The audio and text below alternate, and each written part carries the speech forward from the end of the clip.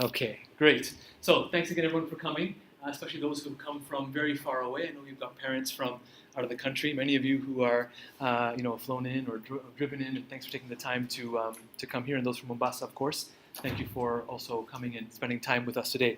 I hope today was a productive day for you. I'm sure it was a bit busy as you had a chance to go around and see all of your children's, in many cases, teachers and hope it was fruitful. I know it's a bit of a tough day organization-wise because lots going on and the blood drive and loud music and so on, but hopefully you found it to be a little bit festive in some ways. We appreciate your feedback as well, so if you have any thoughts on how the day went or ways that we can improve, we'd really appreciate that as well. For those who haven't met me, my name is Mr. Bardai, Nahid Bardai. I'm the principal of the senior school. This is Chase Taylor. He is in charge of university counseling at the school, as well as another lady called Khatija. She's not here at the moment, but she's also helping out in the university counseling department. So together, especially between the two of them, they do a great job in helping to prepare our students for university, as well as careers more generally. And so today's talk, I'll be doing the bulk of it, and Chase will be helping out for a part, and as well, I'll be able to answer any questions afterwards. We'll be speaking more or less as an introduction. It's pitched at a fairly, you could say, beginner level of university fluency to help get to know a bit about the university systems, what they require, a bit about costs we can talk about, a bit about the diploma because that's what feeds into the universities. And then I'll try and save some time at the end for some questions that you may have. So I'll try and hopefully end by about 5:40 or so is my plan, and then about 20 minutes of questions as you might have. But in between, feel free to stop me and ask. It's meant to be as useful for you as possible. I mean, you're the people who this is supposed to serve, so if you have things that are not being addressed, feel free to ask, and if it comes later on, I'll tell you that it'll come later on as well at the same time. So, as we know, university is a very important time for our children, for our students, something that you will think a lot about, I know, as the time goes. Instead of curiosity, who's got a child in the PYP right now? Anybody have a child in the PYP? A few people. In MYP? DP? Okay, so it's more and more as we get older, but it's never too early to begin thinking about university. It might be too early to begin saying, you are going to go to this school, but it's never too early to begin thinking about it. And as we'll talk about, finances in particular can be a hurdle for many families. The more that we are in the know about it, the more prepared that we can be for the long run. So, first, as we did with the diploma parents who were in my presentation earlier, it's important for us to center and think a bit about what the bigger picture is. We don't operate in isolation. We're not in a vacuum here at the school. We operate in a certain context, and we're influenced by many things around us. And it's important to understand that one of our biggest influences, of course, is His Highness, who, of course, has inspired the schools and so on, and his thinking in many ways has shaped the way that we approach what we do. And so it's worthwhile just to think a bit about some of his guidance that he has given to us and in many cases to many different people in different parts of the world. And it's important for us to think about how that relates to universities and in particular. So if you allow me just to, I'll read quickly what is written here on the screen. Our Academy's program is rooted in the conviction that effective Indigenous leadership will be the key to progress in the developing world. And as the pace of change accelerates, it is clear that the human mind and heart will be the central factors in determining social wealth. Yet in too much of the developing world, the capacity to realize the potential of the human resource base is still sadly limited. Too many of those who should be leaders of tomorrow are being left behind today. And even those students who do manage to get a good education often pursue their dreams in far-off places and never go home again. The result is a widening gap between the leadership these communities need and the leadership educational systems deliver. For much of human history, leaders have been born into their roles, or have fought their way in, or have bought their way in. But in this new century, a time of unusual danger and stirring promise, it is imperative that aristocracies of class give way to aristocracies of talent, or to use an even better term, to meritocracies. Is it not a fundamental concept of democracy itself that leadership should be chosen on the basis of merit?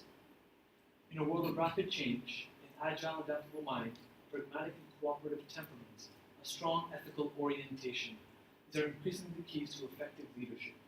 And I would add to this list a capacity for intellectual humility, which keeps one's mind constantly open to a variety of viewpoints and which welcomes pluralistic exchange. So a fairly heavy set of paragraphs, but I think very important in many ways for us in the way that we look at our children, the way we look at the school, the way we look at life after the school for them. In particular, I just want to focus on the idea of leadership, which he brings out very clearly here. And so leadership is one of the most important aspects for us as a school. If we wish for our young people to be able to shoulder the responsibilities that they're going to have in the future, 5, 10, 15, 20 years from now, it is about what they experience today and here in this school that will allow them to be able to have the backbone to carry the weight that's going to be on their shoulders and that we are placing on their shoulders. We expect of them great things. Leadership is not just a word to be thrown around. It doesn't necessarily mean political leadership. It can mean in the economic sphere, in the academic sphere, in education. It can be in the legal field. It can be in medicine, architecture, artistic pursuits, whatever it is.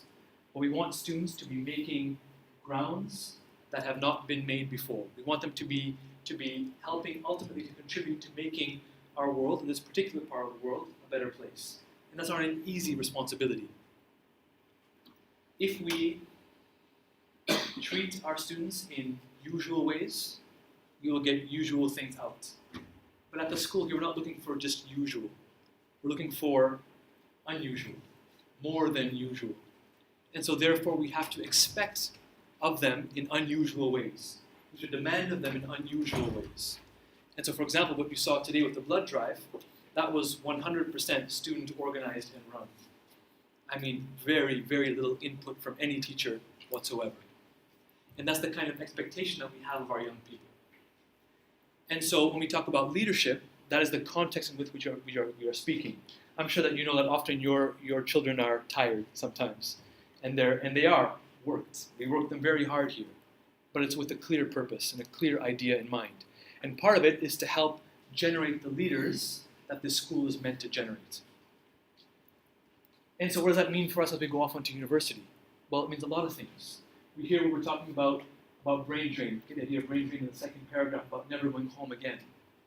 So coupling the idea of providing an excellent education with a robust, clear understanding about leadership, it's also important that the values of our children, the values of our children are such that they feel like they want to at some point contribute to what's happening in the part of the world from which they come from. I know many of our students are not from Kenya. Some are from India, from Pakistan, from Saudi, so on. Whichever part of the world that they are from, they feel compelled in some way to give back to that part of the world and help to raise the standard of living for those people, for their people. There's nothing wrong with encouraging our students, our children, to go off to the best and greatest universities in the world. And that's what we encourage them to do, no matter where in the world it is. But what we ask them to keep in the back of their mind is how are they going to contribute back to their own society. And so for us, it's important that what they choose to do is something in line with what perhaps the family wants and what they want, but also that's what the society needs at the same time. And so there's multiple factors that we think about and consider as we move forward. And of course, as we get towards the end, we think about some of the qualities that we want for our young people. Where he says that in a world of rapid change and so on, agile, adaptable mind, pragmatic and cooperative temperament, a strong ethical orientation. You notice he doesn't say knowledge in math, knowledge in science. Because more and more what we see is it's not about the actual content knowledge that you own in your head. That can be found in a matter of seconds if you know how to use the resources that are available to you. You can get the periodic table online. You don't have to memorize it. It's better to understand how we build dispositions and skills in our young people so that they are able to adapt to the future, which is very uncertain for us in all parts of the world. Extremely uncertain for us. So how do we help to generate and build students who are capable and comfortable operating in an environment which they are uncertain about, which will look very different than the one that we grew up in, that currently exists now. And so we talk about attitudes, about characteristics, about skills that will help them to be able to survive and flourish in the future. And so for us, that's particularly important. So it's important to talk a bit of the IB, I think, and understand why it is that as a school we offer the IB, and why it is that universities so highly seek the IB. So I'll present to you a couple of different things from different sources about the IB. This is from The Independent, which is a UK-based newspaper a few years ago. The IB is highly prized by university admissions officers and gives students skills they can use all their lives. It is the IB diploma which remains the most highly regarded post-16 qualification amongst university admissions officers. This you'll hear over and over again. Mr. Taylor interacts with universities all the time. When he has a chance to say a few words, maybe you can just comment on your experiences with university admissions people around their experience with the IB. When we look at curriculums that are offered outside of the national systems, I'll explain that in a second. When we look at international curriculum that's offered pre-university in the world, what you find is the diploma is the most widely used when you compare them to the AP, which is the American system. So we'll move outside the US. So ignore all the students who take AP inside the US because they're domestic and they do it anyways. If you now look internationally, if you look at A levels, minus those who are living in the UK, because they almost all do A levels, so minus that population. And now if you look just internationally now, at the number of students who are doing AP, IB, and A level, the highest or most popular program is the IB diploma, okay, for students who are doing international curriculums. And it's increasing every single year. This past May, there was 120,000 students around the world that sat the IB diploma, which is what you would do prior to going to university. Oxford, which is, of course, one of the most highly regarded universities in the world. This data is a little bit old, so I'm sorry I wasn't able to get the more updated data, but still helpful nonetheless to have a look at it and see. What you see in the first row is the number of, this is looking purely at the UK now, in terms of applications, IB UK applications. Okay. If you skip down to the third row, look at the success rates, okay, of IB students who applied to Oxford in various years. And then you see the general success rate. So if you scroll down all the way to 2009, just a quick look, you'll see that the IB admission rate was 29%, and all other was 22.95, so 23%. But all other is essentially A levels, okay, because it's all UK applications they're talking about. So what you're seeing is that even in UK schools themselves, they're accepting more students who have the IB diploma than those who have A levels, okay, at the most sort of premier UK institution. So what I'm showing you in some ways is how valued by universities the IB diploma is. This is some research that's done by the IB themselves. Okay, so in the US, they found that DP college graduation rates were higher than the institutional rates for the average student. So 92% they found of diploma students in the US went on to university, which was much higher than any other curriculum that was there. And this part, the first part says that DP students, their rate of graduation was higher than for the institutional average. So meaning that if you take, let's say, University of Texas, for example, the number of students from there who graduated who had the diploma background was higher than all the other students that were there as a composite average of those students. Some other research talked about the extended essay, which I won't go into too much detail about, but essentially it's a primary research paper that all students have to do, 4,000 words in length. It is probably the best preparation for university that students have a chance to go through. And what they found there was that DP graduates reported, and compared to AP graduates, which is the American system that reported for themselves, that they felt much more prepared for college research, and they stated that they wish to do research in the future.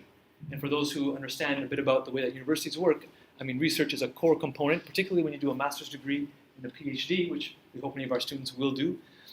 Research is a core component of that. And so the extended essay prepares them very well for that. The bottom graph there is a look at students in the UK who attend the top HEI is higher education institutions, so the top higher education institutions in the UK. What we see is that so you look at the two gray bars, that's the A-level entrance, and IB is the blue. And if you look at the two numbers, they add up to 100. The two blues add to 100, the two grays add to 100. What they're saying is that 44% of IB graduates go to the top 20 schools, and 55% go to the others, compared to A-levels, where only 20% go to the top 20 schools and 80% go to the others. This will give you a sense of the way in which UK universities also look at and view the IB diploma. And that's fairly recent data. That's from, I think, 2012, I believe that data is from. It's also important as we look at universities and begin to understand them a little better, that there are resources that are out there that we can use to get a sense of how universities are looked at around the world. Okay? And there's ways in which that they are measured. Now, I do have to say that you should take rankings with a bit of a grain of salt, because they're often based on things that we may not be looking for in a university. So for example, usually the biggest factor that goes into rating a university is the amount of research that it produces, the amount of books or articles, journals the university produces, which in some cases is important for our undergraduate students who go from here to those schools, because the degree of research that's taking place means that there are more and more opportunities or more and more specializations or specialities that are offered at the school which our students can take advantage of. However, it is a bit arm's length away from what they'll be doing on a day-to-day basis. So I'm just saying, as you see the rankings, understand that they're made of a variety of different things, and it's good as a starting point, but not the be-all and end-all, okay, of the way we look at universities. But there's two rankings primarily that we can consider, that we can look at. One is called the Shanghai rankings. It's a Chinese-based ranking, so you can say it's neutral-ish from a European, North American kind of standpoint. And the second is the Times Higher Education, which is a UK-based ranking. So I'll show you the two rankings now and show you what they tend to say. So this is the Shanghai ranking, okay, of how they've ranked the top universities in the world. And again, this is not necessarily looking at purely undergraduate. This is looking at a sort of a composite, so taking into account graduate work as well as undergraduate work. So you're aware of that. They look at things like student satisfaction with their professors. They look at reputation. They look at jobs that students get afterwards. They look at salary amounts that students get afterwards. They look at amount of international students who are there, research, as I mentioned. So a variety of factors go into this kind of rating. So you can see from this base what the ranking looks like. Okay, and I'll scroll a bit so you can see a bit further down. I'm certain you notice a trend that's there. Lots of American flags that you see there. Okay. The second most number of flags you'll see is UK. Okay. And then from there you start seeing a smattering of Swiss, of Canadian, of Japanese, French, okay, Australian, Swedish, German. Okay, but now you're getting into the 50s.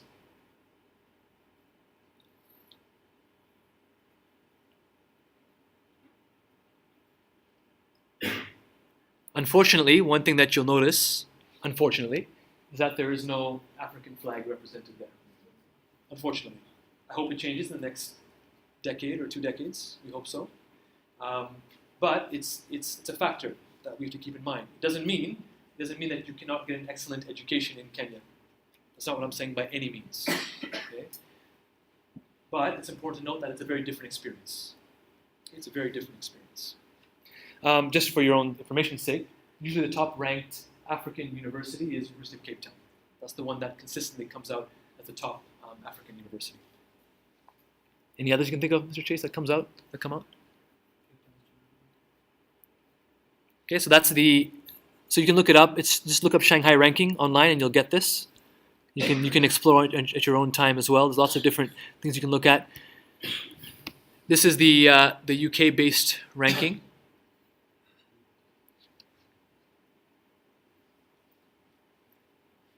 Okay, so you see a similar picture. So this is a UK-based ranking. That was the Chinese-based ranking, but you tend to see some very similar things happening there.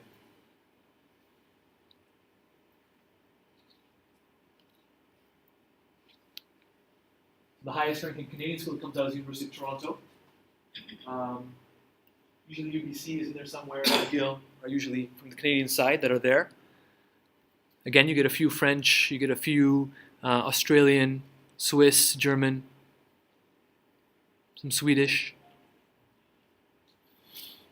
Chinese, Singaporean. Okay, so just a sense. Again, I show it to you because it's a resource that you should look at, but not take as the gospel. Okay, it's not the be-all and end-all, but it's a source that you can consider and consult as you make your decisions or as you speak to your children about universities. I also want to be fairly transparent. As you can see, it's pretty clear that overall, the top universities in the world tend to be in the United States. Okay? And so as a school, we do have a strategic decision that we have made, and that is we are dedicating extra time and resources to supporting US applications. It doesn't mean that we don't support or help any other application. We support all applications. But when you hear us speak to students or to parents, we will speak more about American universities, and that's the reason why. Okay, just so you are aware. Second reason why is because there's the most money there. There's the funding for international students. The most amount of money is in the US. There is zero in the UK. There is close to zero in Canada. There are scholarships, but not too much. In the US, where there's the most amount of funding. Okay, so that's the other reason why we tend to talk a bit more about that.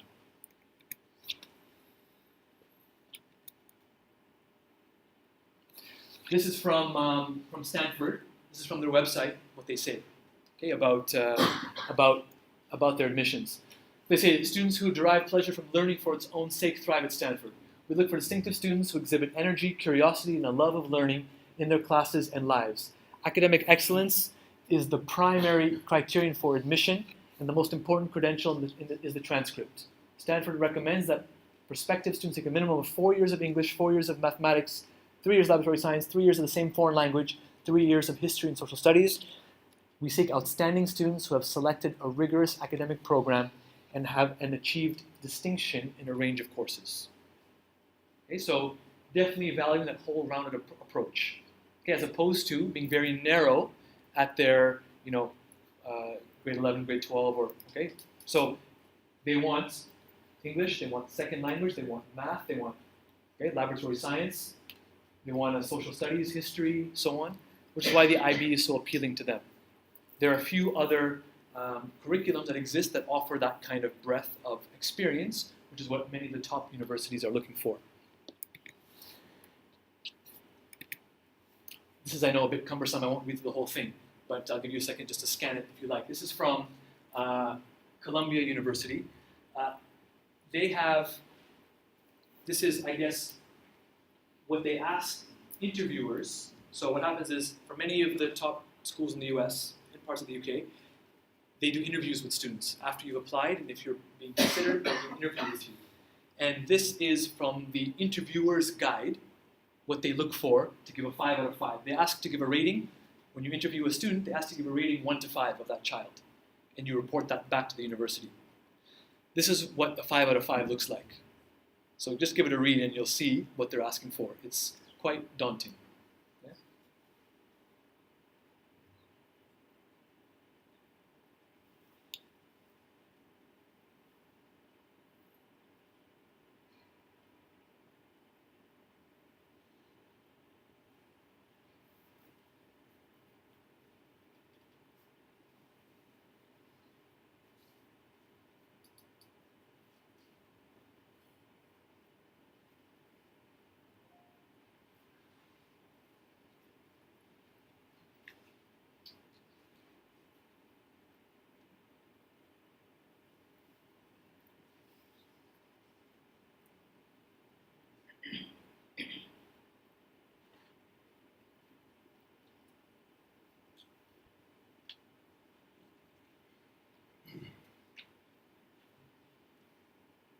So a pretty high bar, huh? Okay. But you're getting a sense of what the top universities in the world are looking for. Okay. So as you are thinking about our children, you have a sense. It's good that you know, right? And you understand why we do what we do in many ways, right? Why we, in many ways, run the kids ragged, but give them lots of opportunities to do things outside the classroom and inside the classroom. They're very clear that they want more than just academics. Right? They want much more beyond academics. And that's important. Academics is non-negotiable. That must be there. But so must the other aspect of their well-being. I asked Mr. Taylor to speak a bit about the 3 different countries, because the most popular countries that we send students to the United States, to Canada, and to the UK. Hey guys. All right, I'll just run briefly through the 3 biggest systems that we send kids to, and just give you a bit of background in terms of what they're looking for from students, financial availability, and what the universities, the programs they offer. All right, so in the United States, again, this is where we send generally probably 40% of our students each year in our graduating classes. And as you can see, there's 4,600 universities across the states, so there's a massive selection of schools that are out there. Schools in the U.S. range from 100,000 students all the way down to 2,000 students in size. The bigger institutions tend to be public universities that are sponsored by the individual states, and therefore, in terms of financial availability for our students, there's very little financial aid available for them. The smaller institutions tend to be private institutions that focus on something called the liberal arts, which I'll discuss in a second, but they tend to have more financial aid available for students from outside of the states, so for our students here. The approach that a lot of U.S. universities take to higher education is something called the liberal arts. And so it's something that differs quite heavily from a lot of the other university systems in the world. And its emphasis is not just on specific subjects, but more on cultivating a sense of lifelong learning, and some people call it learning to learn, which sounds repetitive, but it's an important quality in this day and age, as we mentioned before. So generally, in terms of admissions to these universities, you're not necessarily applying for a specific course like engineering or science or English, but you're applying to the university itself. And a lot of that is based on the aspects they looked at. They call it a holistic application process. So they're not just looking at the student's transcript, but they're looking at the student as a whole. So looking at the grades are obviously important, academics are important. They're looking at the student's involvement in activities in community and service, in athletics, in other things like that. And they also take into account the student's character and drive and motivation, which comes through their recommendation letters, and also which come from the teachers, and also their personal statements, which are written by the students, which gives the universities kind of a glimpse into that student's life and the things they're interested and passionate about. And so the liberal arts allows students that don't necessarily know exactly what they precisely want to do for a career. It gives them the time to explore a breadth of courses, and the IB is an excellent preparation for those kind of universities, because the students here, as you all know, are forced to take that breadth of courses, get a deep understanding in the sciences and English and history, and this allows them to continue that exploration of learning and expose them to a broad range of ideas and aspects and courses, which they then, after a year or two at university, will then specialize and focus on a specific area of study. These universities all prepare you very well for postgraduate education. So medicine, law school, if you're pursuing a PhD in the sciences or anything like that, it's all a great preparation for that. But it's also just a great preparation for the job market, as a lot of schools in the U.S. do a really good job of preparing students for future careers, be that in journalism or in the sciences or anything like that. So there's a lot going on there. All right, next, America's top hat, Canada. Nestled right above, it's our friendly neighbor. The population of Canada is far less than the U.S., but they have a large landmass, as you can see. So the number of universities there is considerably smaller, but the quality of education is equally high. We probably send a good 50% of our students to Canada each year. It's a big destination for kids. I know a lot of families here have family members that live in Canada, so it's a friendly and welcoming place for them. And Canada itself is a very welcoming place for international students. It's got a massive immigrant population. It's been a very welcoming place for our students in the past. We send each year a lot of our students to University of British Columbia, University of Toronto, McGill, University of Alberta. So there's a lot of options out there. The way Canada approaches their education is it's similar to the U.S. in that you have a certain flexibility in the things you study, and you can explore somewhat in your first year. But when you're applying to these universities, you're applying into a specific course generally. So you'll be applying to the School of Business, or the School of Science, or the School of Medicine, things like that. So it's a more focused approach to the education, and it's equally rigorous, and it focuses you more in a career-wise way. The UK is the extreme example of this, but we'll discuss it when we get there. In terms of cost, Canadian universities tend to be considerably cheaper than U.S. universities. U.S. universities can run the gamut from $30,000 US a year to $65,000 US a year, which is obviously a massive amount of money. Canadian universities generally, you're looking at between maybe $25,000 and $35,000 a year. So it's still expensive, but it's there. But in Canadian universities, there are a lot of opportunities for scholarships. Where in the U.S., scholarships are they're to be found, but mostly the aid you get is through financial aid. These are through scholarships, and we have a lot of really strong relationships with a lot of universities in Canada, where there are specific Aga Khan scholarships for. It used to be just us, but now we have to fight with the Hyderabad students. But we have specific Aga Khan scholarships with the University of Victoria and the University of Alberta, and we're hoping to expand that to the University or Simon Fraser University as well.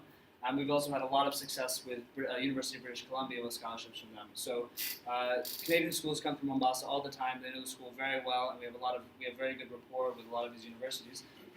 So it tends to be a great place for students to live and study. All right, finally the UK. So the UK is where the US is kind of relaxed about their academic requirements and what you study. The UK is the polar opposite. When you're applying to the UK, you're going to study a very specific course. So you're going to study business, or you're going to study English, or you're going to study medicine, which is great for students that really know what they want to do and they want to pursue that passion. It's the perfect place for that. Because whereas in the US and Canada, you're studying for 4 years, the UK, you go and you study for 3 years, unless you're doing medicine, which is a more involved and longer process, that's 4 or 5 years. So in the UK, you're going in to pursue a certain degree in a certain subject for 3 years. The cost of the UK is a bit cheaper than the US and Canada in terms of their tuition, but when you take into account living expenses, especially if your child's going to be living in London, the bill can go quite high with food and housing and all that. So it works out to generally be about the same. The biggest thing with the UK in terms of financing is that there are next to no scholarships available for international students, which can be quite frustrating for some of our kids. The most we've had, I think, in the past is about £4,000, which takes a good chunk out, but it still means that there's a lot of money out there on the table to be played with. But as we saw, a lot of the great UK universities are on those top-ranking lists. They have a storied education history. A lot of these schools have been around for a really long time. The quality of education is great, and it's a very international community as well. So the students will get a lot from that. Thank you. So of course, any questions you have afterwards, feel free to come and speak to us. I've been lucky to go to school. I've attended university in Canada to 2 different schools, to University of Western Ontario and to University of British Columbia, where I had gone to, and then a master's in the UK and a master's in the US. So I've been to all 3 countries and experienced education in all 3 countries, so I'm happy to, if you want, if you're curious, I'm happy to tell you a bit more about all 3 systems at some other point later on today or some other time. So when you think about now going into university, of course the courses that you look at are important as you direct your way there. So just as you sort of think about, or with your children, you think about what it looks like. Of course, university is the prerequisite for the career, and usually the prerequisite for the university is your subject selection. Now it depends. In the U.S., it's less of an issue. In the UK, it is a big issue. Okay, so there is some variety there. But of course, there are many factors that go into determining this sort of train, this path, right? So students may ask, is it easy or hard? What's my interest? What's my friends doing? What do my parents want? Where am I going to get higher marks? How hard is it to get into that university? How far away is it? What's the cost? What are my motivators? What are my parents' wishes? Parents' wish come up twice. Huh? Parents' wish come up twice. Okay? So it's important, definitely, that it's a family decision. Absolutely. At the same time, it's also important that you are leaving room for your children to genuinely explore for themselves, okay, and be able to establish what they are really good at and what they really want to do. Of course, your guidance is necessary, absolutely, but you just have to be careful. It's a delicate thing that you will manage, of course, but just to be aware. I've seen situations where it's gone bad, where parents have been very strong about what they want, and the child, maybe to their face, says yes, but to us say, I cannot bear the idea of going there and doing that. But my parents are insisting I must go there and do that. So we've seen that extreme happen a couple of times. To other ways where the parents are maybe very laissez-faire and they don't take any interest, and the kid is totally lost and has no idea what they want. So we've seen kind of both extremes. I don't think either extreme is helpful. I think it's good to have something in between somewhere where there is some guidance, some some way that you can speak to them, but that ultimately they own whatever decision it is. That I think is the most important thing. So just a little bit on the places that students have gone to. Chase mentioned it briefly. Just so you can see over the 2 years, Canada, the most populous place that we send our students. UK and US about the same, and then a smattering of some other countries there. What they study really it depends on the year group. Okay, so I've had some parents say, "Isn't it true that the diploma favors students towards the humanities?" I say, no, that's not the case at all. It's really down to what the student wants. And so some years you'll get a cohort that wants to do more humanities, and others you get cohorts that want to do more science. Okay, it really depends. And this is a good example. Between 2013, 2014, it's all over the place. There is no consistency. It's down to the students and what they feel they'd like to do. But a variety of areas that the students generally pursue. So our class of 2014 had a lot of great success. We had 12 students in total who received full funding scholarships or financial aid, which was for tuition. We had several more who received living expenses that were covered, in some cases including flights, including laptops, stipend, the whole bit. So several students received that kind of package as well. And I say you'd be hard pressed to find a school that has 21% of its students getting full funding tuition scholarships to university. It's something we also don't want to take for granted because it can also not be there next year. It's not guaranteed, but something in the past that we've had great success, in large part because of the work that Chase and his team does, and the teachers with writing reference letters, and the students with the work that they put in. So it's really a huge team effort for this kind of thing to happen. In total last year, we managed to earn or get 280 million shillings worth of scholarship money from various universities around the world. And that was just with our 58 students who were in the graduating class last year. So quite an impressive amount of scholarship money they were able to earn from universities. And some of the universities that our students last year in particular went to, Columbia, Berkeley, some of these you saw there, Dartmouth, those are Ivy League schools, UCLA, which is also a sister school to Berkeley, that's there, New York University, Boston, University College London, Edinburgh, University of Toronto, British Columbia. So many of the top schools that you saw on the earlier lists are the places that our students are getting into. A sort of more kind of robust list over the years of some. Again, the list is more like 50 or 60 places long, but here are some of the more prominent ones that our students have been accepted to in the past. Many of them with some degree of scholarship.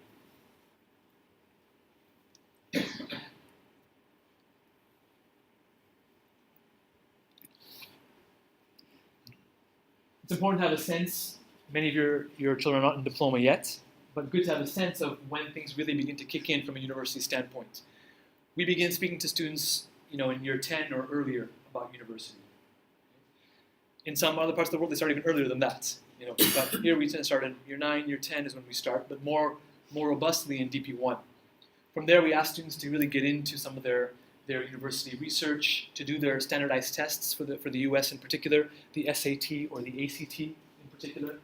We ask them to try and have at least one of those tests before June of DP1, because you notice the schedule looks much easier than it does when they enter DP2. Once you enter DP2, it's madness, generally speaking, for students. Okay, it's tough. To manage university applications already on top of it is challenging, and now to do standardized tests on top of that is even harder. So we really encourage students to do at least a first round of standardized tests earlier in DP1, and then in DP2, you can see the deadlines are kind of in the middle of their DP2 year. UK first, that's primarily for medicine or Oxford, Cambridge, followed by US and UK a bit later on. So it's towards the end of their DP2, before Christmas time, when that stuff is due. The notifications come out usually in around March, April time frame for most places, Canada and US in particular. UK is on a rolling basis, so they may hear soon after they apply, or they may hear a little bit later, depending. But it ranges. So you have a sense of what it looks like in the timeline when students are in DP2. So where do we go from here? So I think it's important that you think about career. Okay, what types of things are our children interested in? And of course, keeping an open mind, because that will definitely change. I promise you, there's very few students who come into DP1 who say, I want to do X, and by the time they leave DP2, they say, I still want to do X. Okay, that's a minority of students who are in that situation. The majority come in saying, I want to do X, and they come out saying, I want to do Y, or Z minus 1. or whatever else it is. Okay, so that's usually what happens. Country is important. Begin thinking about where in the world, because that can help with preparation. Think about what universities want. As we mentioned, grades, CAS activities, or various enrichment activities. What's that differentiating factor? What's that unique quality that's going to make them stand out? Standardized scores also make a difference. It's also to be aware of expectations. Okay? Many times we wish for our students to go to some of the best brand name schools in the world, and that's great. It's important to know that there are many other schools that are just as good that don't have that same brand name. It's also good to know that those schools with those brand names, let's say for example the Ivy League schools, which include Harvard, Princeton, Yale, Columbia, University of Pennsylvania, Cornell, Dartmouth, Brown. Okay, so 8. So those are the Ivy League schools. They're just called Ivy League because they're old and they're established in a certain part of the U.S. and they've been around for a long time. They do have great quality education, absolutely, but they're just called the Ivy League schools. Okay, that's all that there is to it. Okay? And then Oxford, Cambridge. Sometimes they put MIT and Stanford in the same kind of category as Ivy League schools, but they all want essentially a 40 plus. Okay, is what they ask for. In addition to great SAT scores and great differentiating factors and great and so on and so on. So what you have to understand is that even if your child is outstanding, like outstanding in all measures, including character, the likelihood of them getting in is still slim. Okay? The statistics that they've put out recently, it's approximately 6% of applicants get in. 6%. And people self-select themselves. It's not like students who are getting 35s are a part of that category of students who are applying. Students self-select themselves. They know if they're not getting a 38 or above, they're not even going to bother applying. So I'm talking, 6% of students who score 38 or above are getting in. Okay? So it is extremely competitive and extremely selective. So as you have your expectations and as you manage your child's expectations, what we tell students is that mathematically, the chances are no. I don't care if you have a predicted grade of 45. The chance is still no. We had a student last year who got into Columbia, was our top student last year, outstanding young man, but didn't get into his top school. Columbia wasn't his top school. Okay, his top school was Yale. He had a 44 predicted, he had an ACT of 34 to 36, which is almost as high as you can get, 2330 on his SAT out of 2400, outstanding score, heavily involved in co-curricular, leadership in the school, a great writer, a great reader, great mathematician, and he didn't get in. Okay, that's what happens. He got into other schools, which is fine. He's happy, he's having a good time, he got a scholarship, no problem. But I'm just saying, he didn't get into his top school. Okay? And so we have to just manage expectations. Okay? That's an important thing for us to do with our young people. Okay? For many of the top UK schools, for their HL subjects, the higher level subjects, students must do 3. They would like to see 776 or 766, okay, as their HL subjects. So just so you are aware. That's why choosing those HLs is very important. Many Canadian schools, between 28 and 36 is what they're looking for, so a little bit lower, in large part because they really value the IB, and they're also, let's say, not in that top 10 category. You didn't see any Canadian schools in the top 10 category. Okay, they come now in like 20 is the highest, the University of Toronto is 20, and then you get 30, 40 in that range. So for undergraduate quality, they're great. Research, maybe not as far advanced, or not as much funding available to do the research as the Yales and the Harvards and the Oxfords and Cambridges and so on. Okay? So Canadian schools often provide a good sort of medium for parents and families who want a strong, good quality undergraduate education, but their children are scoring in the mid-30s, for example. Okay? It's often a very good option. But even for those who are scoring higher, it's a better option. You get more funding and more selective programs and so on. But it's a good option to think about. So we touched on this a little bit. Personal statements, a letter that students write about themselves, important. IB score, letters of reference, discipline records make a difference, supplementary essays that they have to do, standardized test scores. Okay, so a variety of factors that they look for. One thing I will kind of mention, put out there for you as parents to be cognizant of, let's be more conscious about what our students put on social media. Okay? Because university admissions officers, when it gets complicated, when it gets competitive, you better believe they will Google your child's name. And they will look up and they will see. It's the same thing that I'm sure many of you as employers do. What I do when I'm hiring a teacher, you better believe I Google that teacher. I look them up on Facebook, I check their Facebook account, If I see something I don't like, I don't hire them. That's the way it is. That's the reality. So, as you work with your young people as well, let's keep in mind that what's in the public domain is in the public domain. Yeah? And anybody can look it up. And it makes a difference. We had a Miss Oxley, she'll tell you a story of a student of hers when she was in the Philippines who got into Harvard. After he got in, that child on social media made some derogatory comments towards one of their teachers. Harvard was looking, saw it, and withdrew the application, or withdrew the offer to the child. Because they said, how can we want a student that does this to their teachers? How do we want such a child like this in our school? And their offer was pulled, just like that. So I'm just saying, we all have to be more vigilant with our children and what they do on social media, because it's there. It's very hard to delete once it's there.